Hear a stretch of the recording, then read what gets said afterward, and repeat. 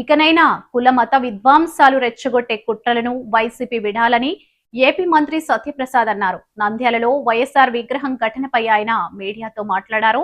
వైఎస్ఆర్ విగ్రహాన్ని వైసీపీ వాళ్ళే ధ్వంసం చేసి టీడీపీపై నెట్టాలని చూస్తున్నారని మండిపడ్డారు. మనం గతంలో చూసాము, బాబాయిని చంపేసి మెడకాయలు తీయటం వాళ్ళకి మామూలుగా, అంటే వాళ్ళకి అలవాటు ఎప్పటి నుంచి. ఇది మనిషి అవ్వచ్చు, విగ్రహం అవ్వచ్చు, తీయటం వాళ్ళకి అలవాటే. బాబాయిని చంపి దాన్ని కూడా మా మీద అయిపోయారు. వాళ్ళు హయాంలో ఉన్నప్పుడు జరిగినటువంటి అన్ని హత్యలు కూడా అవి మేము చేయలేదని శుద్ధపూసలని మొన్న మీటింగ్లో చెప్పుకున్నాడు.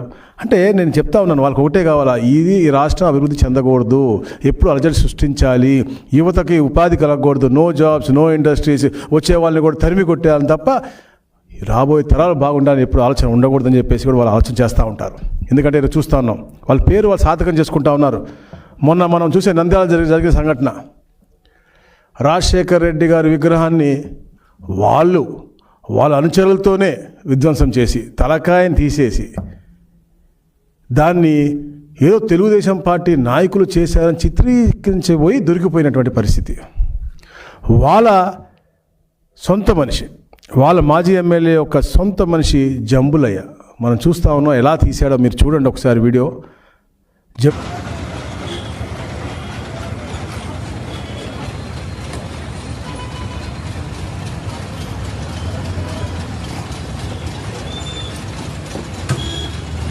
తనలో కూడా ప్రతి దాంట్లో కూడా పాలు పంచుకున్నాడు. అలా శ్రీమతి కూడా అక్కడ మెప్మాలో సిఆర్పిగా పనిచేస్తూ ఉన్నారు. అది కూడా ఇచ్చింది ఎవరు అంటే గత ఎమ్మెల్యే చంద్రశేఖర్ రెడ్డి.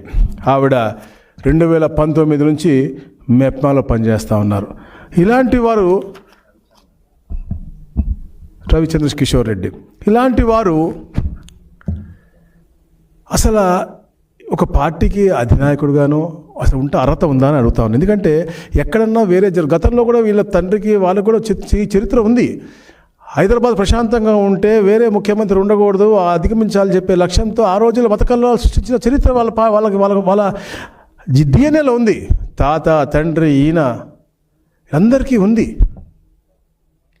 అందుకని ఈ రోజున ప్రశాంతంగా ఉన్నటువంటి ఆంధ్రప్రదేశ్ పెట్టుబడులు విపరీతంగా వస్తూ ఉన్నాయి. మొత్తం ప్రపంచం అంతా ఇటువైపు చూస్తూ ఉంది. దాంట్లో అలజడి చేయాలని చెప్పేసి జరగని డిఎస్సిలో గొడవని చూపించి కావాలని రోడ్డెక్కి, అలాగే డైవర్షన్ పాలిటిక్స్. జంబులయ్య అసలు మీ క్లియర్ కట్ కనపడుతుంది అక్కడ మనకి. జంబులయ్య అనే మనిషి ఇలా చేశాడు. దాని తర్వాత ఏం చేశారు వీళ్ళు, వాళ్ళ మనుషులనే జెండాలు ఇచ్చి పంపించి నిరసనలు, అల్లర్లు సృష్టించమని మా నాన్నగారి విగ్రహాన్ని విధ్వంసం చేశారు. ఎందుకంటే వీళ్ళకి ఒక సీక్వెన్స్ ఉంటుంది ఈ పార్టీ నాయకుడికి. శవము, సింపతి, స్టాచ్యూ. తండ్రి గారు శవం పెట్టాడు, దాని ద్వారా సింపతి పొందుదాము, ముఖ్యమంత్రి అవుదామని చూశాడు, అది కుదరలేదు. దాంతో వెంటనే ఊరా విగ్రహాలు పెట్టాడు. ఆ విగ్రహాన్ని ఈరోజు విధ్వంసం చేసి మా మీద బోధ చల్దాన్ని చూస్తూ ఉన్నారు. అంటే అసలు వీళ్ళు ఎక్కడికి వెళ్తున్నారు, ఏం చేద్దాం అనుకుంటున్నారు?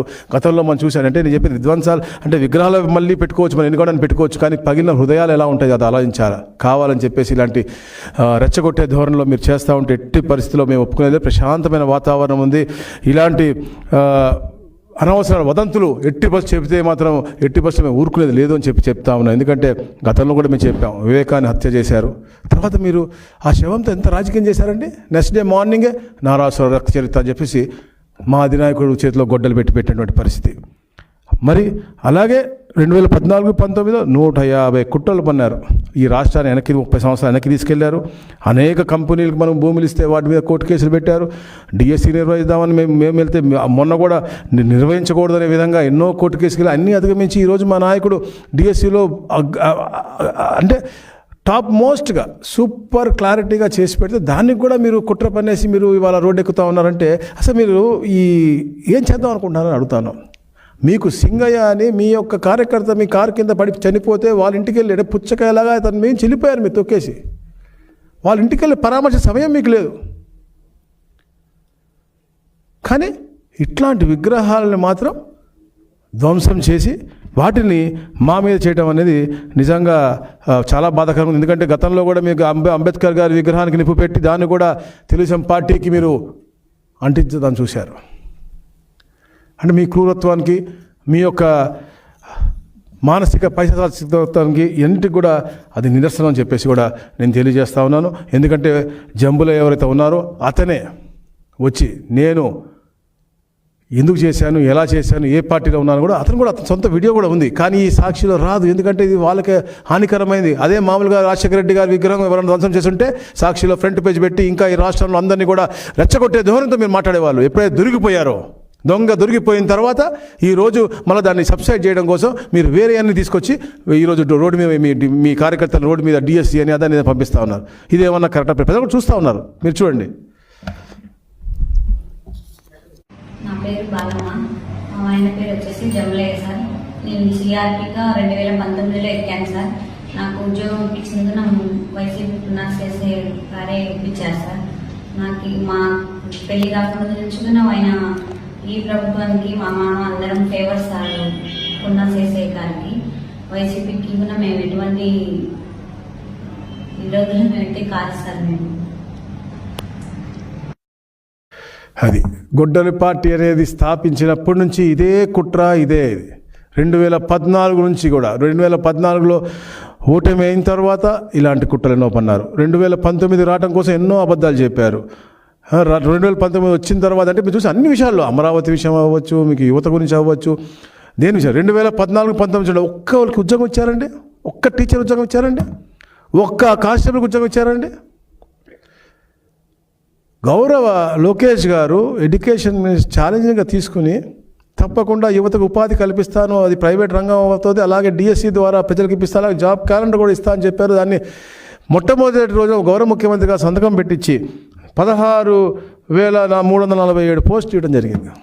అదొక పారదర్శకంగా ఎక్కడ కూడా ఇబ్బంది లేకుండా టీసీఎస్ చేసే విధంగా, అలాగే ఏదో కంప్యూటర్ బేస్డ్ టెస్ట్ విధానంతో ఒక అద్భుతమైన కార్యక్రమం అది కూడా. అంటే ఈ దేశంలో ఎన్నో, అంటే గేట్ అవ్వచ్చు, క్యాట్ అవ్వచ్చు, ఏపీపీఎస్సీ అవ్వచ్చు, ఎన్టీఏ అవ్వచ్చు, ఐబీపీఎస్ అవ్వచ్చు, ఇట్లా ఎన్నో ఎగ్జామ్స్ ఎలా అయితే ప్రక్రియ జరుగుతుందో అలాంటి ప్రక్రియలో చేసినటువంటి అద్భుతమైనటువంటి కార్యక్రమం.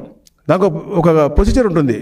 ఒక కంప్యూటర్ ఆటోమేటిక్గా ఒక స్టూడెంట్కి వచ్చిన క్వశ్చన్ పేపర్ ఇంకొక స్టూడెంట్కి రాకుండా ఒక డేటా డిలీట్, అంటే అన్నీ చేశారని చెప్పి అన్ని అబద్ధాలు చెప్తా ఉన్నారు. ఇలాంటి ఏమి తావు రాకుండా ఒక అద్భుతమైన ప్రక్రియతో, ట్రాన్స్పరెంట్ ప్రక్రియతో టెక్నాలజీని వాడి చేస్తే దాన్ని కూడా బొరజల్ని ఈరోజు మీరు రోడ్ ఎక్కుతాను అంటే ఎన్ని డైవర్షన్ పాలిటిక్స్. తప్పకుండా ఏదైతే మీరు అవినీతి చేశారో 2019-20 అన్నింటిపైన కూడా చర్యలు ఉంటాయి. మీరు ఎన్ని డైవర్షన్ చేసినా, మీరు మీ బినామీలు, మీ పిఏలు, బినామీలు అందరి పేర్లు కూడా తప్పకుండా బయటకు వస్తే అలాగే నేను హెచ్చరిస్తూ ఉన్నా కూడా మీరు. ఎందుకంటే ఇట్లాంటి విధ్వంసాలు చేసి ఒక పక్క డిఎస్సిది తప్పుదోవ పట్టించి మీరు దొరికిపోతారనేది, ఇట్లాంటి తలకాయలు తీసేసి మళ్ళా దొరికిపోతారు అని చెప్పేసి మళ్ళీ పక్కదావ పట్టించాక ఈరోజు మీరు రోడ్డు ఎక్కితే అంటే